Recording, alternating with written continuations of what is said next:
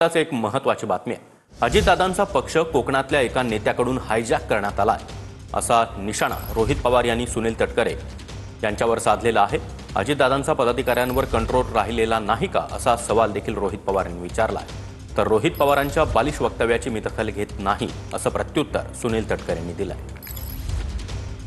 तर आपण बघितलं भाजपची स्टाईल एक अधिकारशाही आहे आणि कदाचित ती स्टाईल आता अजितदादांच्या पक्षामध्ये तिथं आलेली आहे। असं दिसतंय की त्या पक्षामध्ये काही एका कोकणातल्या नेत्याने त्या पक्षाला हायजॅक केलेलं आहे। हे लोक सर्व बीजेपी मध्ये जातील म्हणूनच काल तुम्ही जर बघितलं असेल की सूरज चव्हाणची नियुक्ती करत असताना दादा तिथं नाहीत, कारण दादांनी त्या गोष्टीचा विरोध केला होता। आणि तुमच्या पक्षामध्ये तुमच्या पदाधिकाऱ्यांवर तुमचा कंट्रोल राहिला नाही का? आता अजितदादांचाच पक्ष आणि एकनाथ शिंदे साहेबांचा पक्ष हा भाजपचा व्हायरस आज तिथं तोडतोय हे स्पष्टपणे आपल्या सर्वांना त्या ठिकाणी दिसतंय।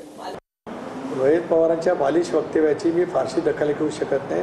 आपलं घर पेटलेलं आहे का शांत आहे राजकीय मी पक्ष म्हणतो, विनाकारण त्याचा गैरसमज होईल। मी जे बोलतोय ते पक्ष, ज्याच्याबद्दल रोहित पवार बोलले ते पक्ष म्हणतोय मी। त्याची पहिल्यांदा आज अवस्था बघा, त्याच्यामध्ये अंतर्गत काय कुरबुरी चालल्या ते बघा आणि मग इतर राजकीय पक्षाच्या बाबतीमध्ये तुम्हाला वक्तव्य करण्याचा अधिकार येईल। अजून तुम्ही खूप बालिश आहात।